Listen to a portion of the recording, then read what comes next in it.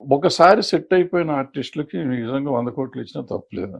సడన్గా over night వచ్చేసి over night రేట్లు పెంచుదాం అనుకుంటారు చూడు, వాళ్ళు అట్లా చేయకూడదు. ఈవెన్ వీళ్ళు కూడా నేను అంటాను, తెలుగు సినిమా ఇండస్ట్రీ నిజంగా 100 కోట్లు మించి బడ్జెట్ చేయటమే ఆలోచించకూడదు. నేనేమంటాను, ఒక హీరో 100 కోట్లు తీసుకుంటున్న హీరో అనుకో, ఆయన పెద్ద హీరో అయినప్పుడు ఆయన 20-30 తీసుకుని ఓ 50% ఆఫ్ ది థియేట్రికల్ తీసుకోమనండి. ఎంతో 200 కోట్లు చేస్తున్నా కూడా ఇంకా 150 కోట్లు అయిపోతుంది. డిజిటల్ శాటిలైట్లు ప్రొడ్యూసర్కి వదిలేసి థియేట్రికల్లో ఉన్న దాంట్లో 50% 60% హీరోని తీసుకోమను. ఏ మినిమం రెమ్యునరేషన్ తీసుకుని, అంటే ఒక రెమ్యునరేషన్ సెట్ అయిపోతుంది. అప్పుడు ప్రొడ్యూసర్కి నష్టం ఉండదు, హీరోకి నష్టం ఉండదు. వస్తే ఎంతన్నా రావచ్చు, పోతే ఆయనకి పెద్దగా పోతుంది.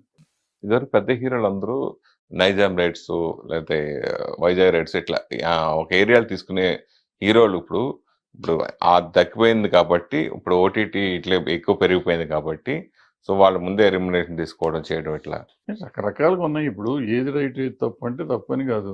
ఇండస్ట్రీ బాగోగుల గురించి ఆలోచిస్తే ఇప్పుడు ఒకటండి, ఓటీటీ ఎవరు సినిమాలు తీసుకుంటున్నారు? పెద్ద సినిమాలు తీసుకుంటారు, రీజనబుల్గా అయిన సినిమాలు తీసుకుంటారు. శాటిలైట్ ఎవరు సినిమాలు తీసుకున్నారు? సినిమాలు తీసుకుంటారు. నువ్వు నేను సినిమాలు తీస్తే ఎవ్వడు చూడను కూడా చూడు, పలకరించిన కూడా పలకరించరు. పెద్దగా మనం రచ్చ చేయటం ఎందుకు? అసలు మనకు సంబంధం లేని విషయం. నిజం చెప్పాలంటే మనం 250 సినిమాలు తీస్తున్నాం.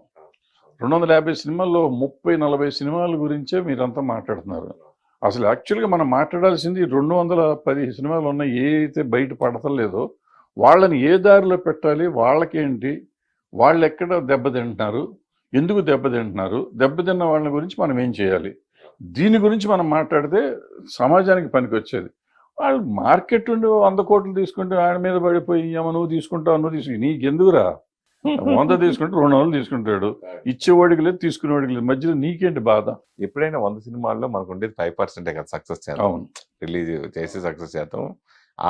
అది మనం ఎప్పుడు పెంచే పరిస్థితి ఎప్పుడు ఉండదా, పెరిగే పరిస్థితి ఉండదు ఇండస్ట్రీకి. అసలు పెరిగే పరిస్థితి అంటే ప్రాబ్లం ఎక్కడ వస్తుందంటే, ఈ హీరోలు ఇప్పుడు ఒకటి ఏమొచ్చిందంటే అందరూ వాళ్ళ ఇన్వాల్వ్మెంట్ పెరిగిపోయింది. నాకు అర్థమైనంత వరకు, నేను తప్ప, హీరోయిన్ ఇన్వాల్వ్మెంట్ పెరిగిపోయింది. హీరోయిన్ ఇన్వాల్వ్మెంట్ పెరిగిపోయింది. వీళ్ళలో పోటీతత్వం వచ్చింది. అంటే పర్సనల్గా అంతా ఫ్రెండ్సే, క్లోజ్ ఫ్రెండ్సే, వాళ్ళు ఎవరో శత్రువులు కాదు. మనం ఫ్యాన్స్ పిచ్చోళ్ళకి తిట్టుకుంటాం, కొట్టుకుంటాం, కానీ వాళ్ళు చాలా హ్యాపీగా ఉంటారు. సాయంత్రం వేసరికి కలిసిపోయి ఉంటాం.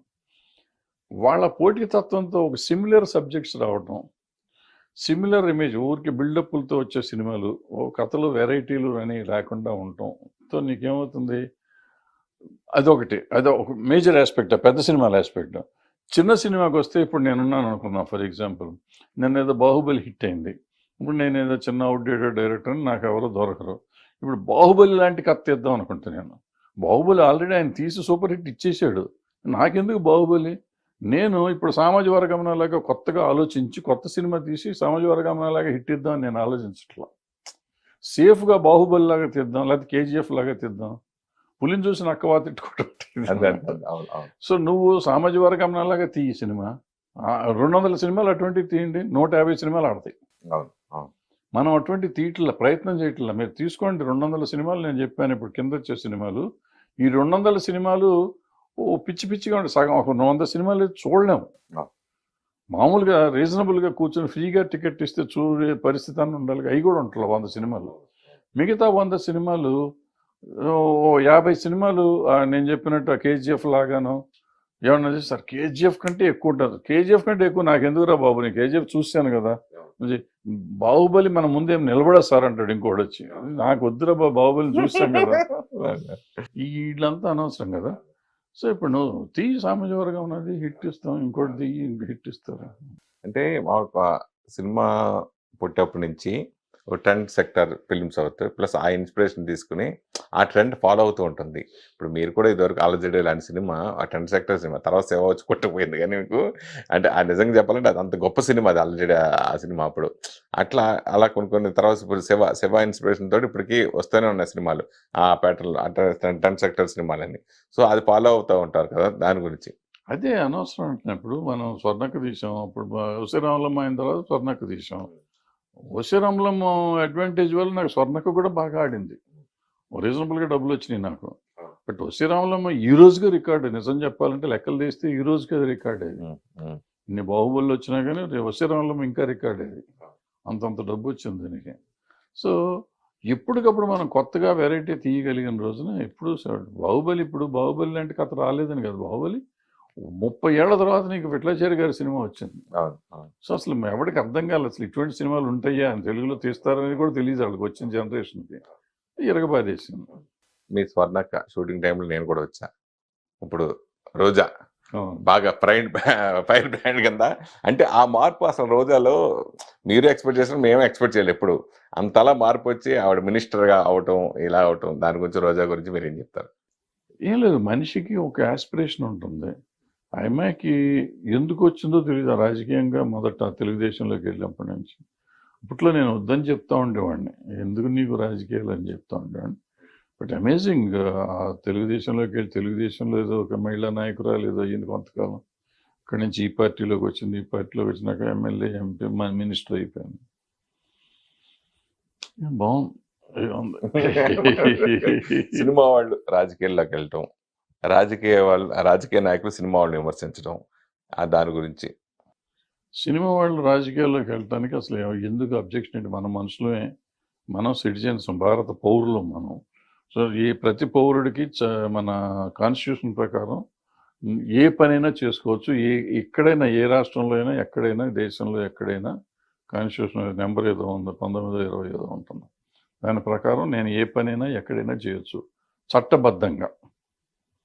సో నేను రాజకీయాల్లోకి నేను వెళ్ళే అర్హత నాకు ఉంది, నాకంటే సినిమా ఇండస్ట్రీలో ఉన్న ప్రతి మనిషికి ఉంది, ఇక్కడ ఈ సిటిజన్ ఆఫ్ ఇండియా కాబట్టి.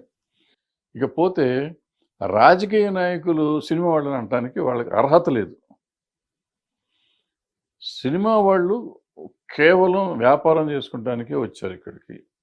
ఇంకొకటి ఏంటంటే వీఆర్ డ్రీమ్ మర్చెంట్స్, అంటే మనల్ని కళలు అమ్ముకునేవాళ్ళం. రాజకీయ నాయకులు స్వార్థంతో వాళ్ళు త్యాగం చేస్తానికి వచ్చారు. వాళ్ళ జీవితాలు త్యాగం చేసి ప్రజల జీవితాలు కాపాడటానికి, అంటే మన కళలు వాళ్ళు సాకారం చేయాలి, మన కళలు నిలబెట్టేవాళ్ళు. సో వాళ్ళు మూసుకుని వాళ్ళ పని వాళ్ళు చేసుకుంటూ ఉండాలి. నేను డబ్బు తీసుకున్నానా తీసుకోలేదు అడుగుతానికి వాడేవాడు. మొన్న విజయసాయి రెడ్డి గారు జూలై 28వ తారీఖున రాజ్యసభలో మాట్లాడింది తప్పది. నేను ఆ రోజు చెప్పాను కదా, ఫస్ట్ మీరే స్పందించారు దాని మీద. ఇమీడియట్ గా స్పందించాను. అవును, మీకేం అధికారం? ఇప్పుడు విజయసాయి రెడ్డి గారిని నేను ఆ రోజు అడిగాను, ఈ రోజు అడుగుతున్నా. ఇవాళ 360 మంది అంతమంది కోటీశ్వరులు ఉన్నారు పార్లమెంట్లో. వీళ్ళందరికీ ఎందుకండి ఫ్రీగా ఇస్తున్నారు? వీళ్ళందరికీ జీతాలు ఎందుకు ఇస్తున్నారండి?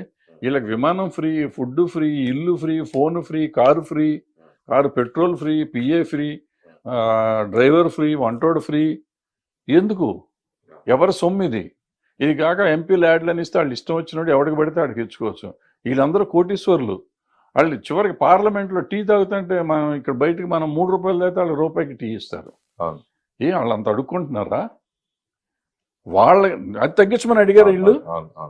ఏమండి మేమంతా కోటీశ్వరులం. ఇప్పుడు ఆయన ఏమన్నాడు, మన ప్రజల సొమ్ముతో సినిమాలు తీసేసుకుంటున్నారు వీళ్ళు, సినిమా వాళ్ళు 100 కోట్లు తీసుకుంటున్నారు కాబట్టి వాళ్ళు కన్సిడర్ చేసి వాళ్ళు తగ్గించాలి రెమ్యునరేషన్. నేను అడుగుతున్నా, ఇప్పుడు మా సొమ్ముతో మీరు అందరూ దీంట్లో తింటున్నారు, ప్రతి రూపాయి ఫ్రీగా తీసుకుంటున్నారు. ఈ ఫ్రీలు తీసేయండి, జీతం తీసుకోండి, జీతాన్ని వద్దంట్లో. అప్పుడు ఇంకా ఎక్కువ తీసుకుంటారు, లంచాలు గించాలి. అప్పుడు లంచాలు ఎట్టగా తీసుకుంటున్నారు? లంచాలు మానుతున్నారా ఏంటి వీళ్ళు? నేను లంచాల గురించి మాట్లాడతలా. లంచం ఎందుకు? అది ఎందుకంటే లంచం అది వెనక నుంచి వస్తుంది కాబట్టి దాని గురించి మాట్లాడతలా. తీసుకునే వాళ్ళు తీసుకున్నారు, లేనివాళ్ళు లేరు. నేను అనేది ఏంటంటే ఈ ముందు నుంచి వచ్చేవి ఉన్నాయి, వీళ్ళు త్యాగం చేయాలి కదా. నన్ను త్యాగం చేయమంటున్నావు నువ్వు. నేను బిజినెస్ చేసుకున్నాను, నేనేమి దీనికి రావట్లా. నాకు వచ్చే ప్రతి రూపాయి నేను సంపాదిస్తే టికెట్ కొంటే టికెట్ మీద వచ్చే రూపాయిలో 10 పైసలే ప్రొడ్యూసర్కి వస్తుంది. అంటే ప్రొడ్యూసర్ పిచ్చోడా? ఓ హీరోకి 100 కోట్లు 200 కోట్లు ఇస్తానికి అతను ఎన్ని 10 పైసలు వసూలు చేసుకుంటే అతను డబ్బు వస్తుంది?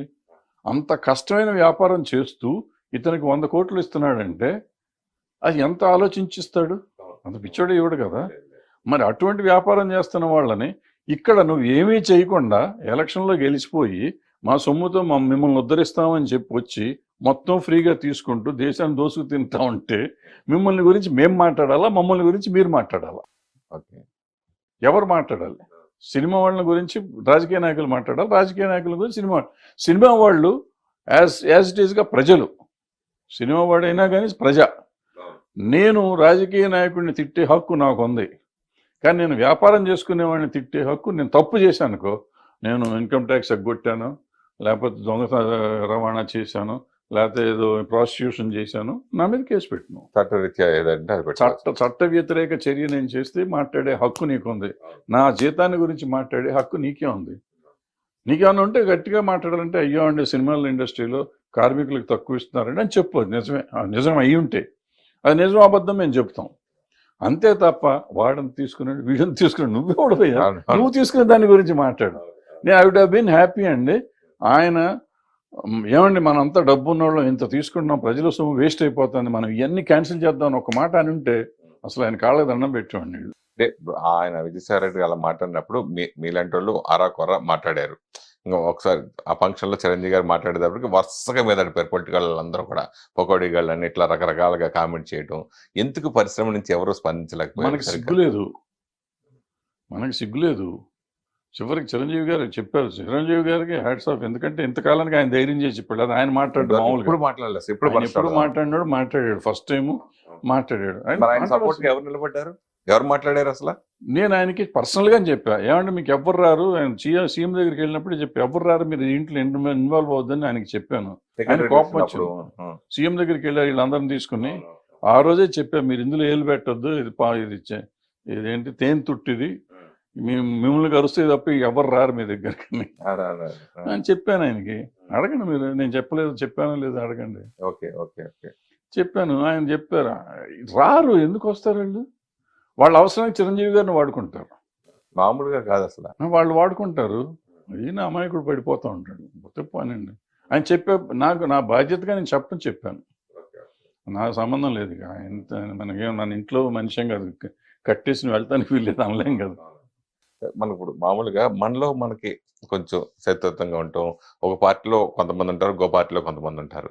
టీడీపీలో కొంతమంది ఉండొచ్చు, వైసీపీలో కొంతమంది ఇంకా వీళ్ళు మనం ఇప్పుడు పోసాన్ గారు లాంటి కానీ ఇటువంటి కాంట్రవర్సీ కానీ మాట్లాడడం, ఒకళ్ళు తిడతాం కానీ ఇంకోళ్ళు తిడతాం కానీ, సినిమా వాళ్ళకి గొడవ, ఆ రాజకీయాల వాళ్ళు సినిమాలు కొట్టుకోవడం, దెబ్బలాడుకోవడం, వాటి గురించి మీరేం చెప్తారు? అంటే నేను వాళ్ళు సినిమా వాళ్ళుగా నేను కన్సిడర్ చేయను, బయట తిట్టుకోవటం మొదలెడుతుంది. ఎందుకంటే ఇతను ఎక్కువ అతను తక్కువ అనేది లేదు, అందరూ అదే మాట్లాడుతున్నారు. ఆ భాష మన బాగలేదు, చండాలంగా ఉంది భాష. ఈ భాష చండాలంగా ఉంది, మాట్లాడే తీరు బాగోలేదు, ఒకళ్ళనొకళ్ళు తిట్టుకోవటం బాగలేదు, ఒక పద్ధతి బాగలేదు. ఈ సంస్కారహీనంగా ఉన్న వాళ్ళు ఏ పార్టీ వాళ్ళైనా పర్లేదు, ఏ పార్టీ వాళ్ళైనా చండాలంగా ఉంది. అది సినిమా వాళ్ళలో ఉండటం చాలా బాధపడాలి మనం. ఎందుకంటే మనం జనానికి ఒక ఎంటర్టైన్మెంట్ పంచడానికి వచ్చాం తప్ప మనం ఏం చేస్తాం లేదు. వీళ్ళు అవకాశం ఉంటే ఎంటర్టైన్మెంట్తో పాటు ఎన్లైటన్ కూడా చేస్తానికి వచ్చాం. ప్రజల్ని ఆలోచింపజేసేవాళ్ళం మనం, ప్రజలకి ఎంటర్టైన్మెంట్ ఇచ్చేవాళ్ళం మనం. చాలా తక్కువ డబ్బులతో ఎంటర్టైన్మెంట్ ఇచ్చి ఎన్లైటన్ చేయగలుగుతున్నాం. అటువంటి మనం ఈ ద్వేషభావాన్ని ఎప్పుడైతే పెంచుతున్నామో, ఆ సినిమాల్లో కానీ బయట కానీ, అది చాలా తప్పు. అది అవసరం లేదు మనకి. ఇప్పుడు ప్యారడీలు తీయటం వేరు, లేదంటే ఓ సినిమాలో మనం ఇప్పుడు రామారావు గారి మీద వాళ్ళు తీశారు, ఎవరు మన కృష్ణ గారు వాళ్ళు తీశారు. యాష్ వాళ్ళు కనపడితే రామారావు పిలిచి ఏం బ్రదర్ బాగా చేశారు అన్నారు అట. సో అలా ఉండాలి మనం కూడా, అంత స్పోర్టివ్గా ఉండాలి. అది వదిలిపెట్టి వాళ్ళు బూతులు తిట్టి, వాళ్ళు తిట్టారు కదని మనం వాళ్ళని బూతులు తిట్టి ఎక్కడికి వెళ్తాం? సంస్కారం ఎక్కడికి పోతుంది? మన మనుషులమా ఇంకేమన్నా? అసలు అర్థం కావట్లేదు. సిగ్గుపడాల్సిన విషయం అది. ఎవరైనా కానీ ఒక పర్టికులర్ పేరు కాదు, మనం చాలామంది ఉన్నారు, అనవసరం పేర్లు ఎత్తడం. మీరెందుకు రాజకీయాలకు దూరంగా ఉన్నారు? మనకు రాజకీయం వస్తున్నాం ఇట్లా మాట్లాడితే ఎవడెత్తాడు మన రాజకీయంలో?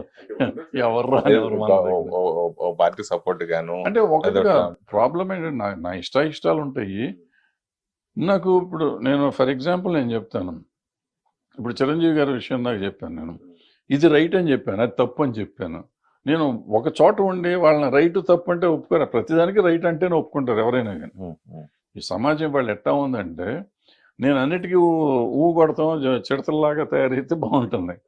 మంచి ఏంటి చెడు ఏంటి అని చెప్తే ఎవరికి నచ్చదు. సో పొలిటికల్ పార్టీ కూడా సేమ్ ప్రాబ్లం అవుతుంది. అంటే మీకు భవిష్యత్తులో ఎవరైనా ఆఫర్ చేస్తే మీరు రాజకీయాలకు? ఆల్రెడీ ఆఫర్ చేశారు, నేను ఎప్పుడు దాన్ని పెద్ద ఇంట్రెస్ట్ చూపించలేదు. ఎందుకని? ఎందుకనంటే ఇదే చెప్తున్నా కదా, ఇదే ప్రాబ్లం. రకరకాలు ఉన్నాయి నాకు. సమస్య అంటే ఆన్ రికార్డ్ నేను ఆన్ కెమెరా నేను కొన్ని చెప్పకూడదు. ఈ మధ్యన అప్పుడప్పుడు సడన్ గా మీరు కొంచెం అంటే ఆ సందర్భోచితంగా మాట్లాడినా మీరు మాట్లాడేది బాగా వైరల్ మొత్తం రివర్స్ అవటం, కాంట్రవర్సీ అయిపోవడం, కాంట్రవర్సీలు ఇరుక్కుపోవటం. అట్లా రీసెంట్గా మొన్న జరిగిన ఛాంబర్ ఎలక్షన్స్ కూడా ఏంటి ఎంత దారుణంగా ఉంటుందని మీరు అలా చెప్పడము, అది చాలా మంది బాధపడ్డారు ఆ విషయాల్లో. అది ఎందుకు అట్లా మీరు ఎందుకు మాట్లాడారు? బాధపడుతుంది? దాంట్లో ఎందుకు బాధపడాలి? ఛాంబర్ మనం ఎందుకు పెట్టుకున్నాం?